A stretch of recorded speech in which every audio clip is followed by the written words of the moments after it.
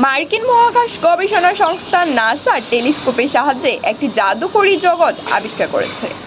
এটি একটি এক্সপ্ল্যানেট যার আকার পৃথিবীর সমান এবং এটি আমাদের সৌরজগতের খুবই কাছাকাছি। সাধারণত যে গ্রহগুলো সূর্য ব্যতীত অন্য কোনো নক্ষত্রের চারদিকে ঘুরে তাদের বলা হয় এক্সপ্ল্যানেট। space.com-এর মতে যে এক্সপ্ল্যানেটটি আবিষ্কৃত হয়েছে তার নাম গ্লিস 12b। এই গ্রহটি একটি ছোট এবং শীতল লাল বামন নক্ষত্রের চারপাশে ঘুরে। আমাদের পৃথিবী থেকে গ্রহটির দূরত্ব প্রায় 40 আলোকবর্ষ। নাসা ট্রানজিটিং এক্সপ্ল্যানেট সার্ভে স্যাটেলাইটের সাহায্যে এক্সপ্ল্যানেট আবিষ্কার করেছে। এর প্রস্থ পৃথিবীর তুলনায় প্রায় 1.1 গুণ বলে অনুমান করা হয়। এই কারণে পৃথিবী ছাড়াও এটি শুক্র গ্রহের সমান বলে মন্তব্য করা হয়। গ্লিস 12b নামে এক্সপ্ল্যানেটটি তার নক্ষত্রকে খুব কাছ থেকে প্রদক্ষিণ করে। এই গ্রহের 1 বছর পৃথিবীতে প্রায় 12.8 দিনে পূর্ণ হয়।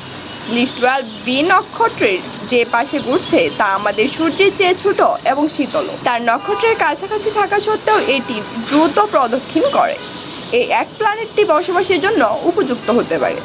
বিজ্ঞানীরা অনুমান করছেন এই গ্রহটি পানির উপস্থিতির জন্য খুব গরম বা ঠান্ডা নয়, তবে এর বায়ুমণ্ডল সম্পর্কে বিজ্ঞানীদের সঠিক তথ্য নেই। বিজ্ঞানীরা আশাবাদী যে তারা আগামী দিনে এই সম্পর্কে আরও তথ্য পাবেন।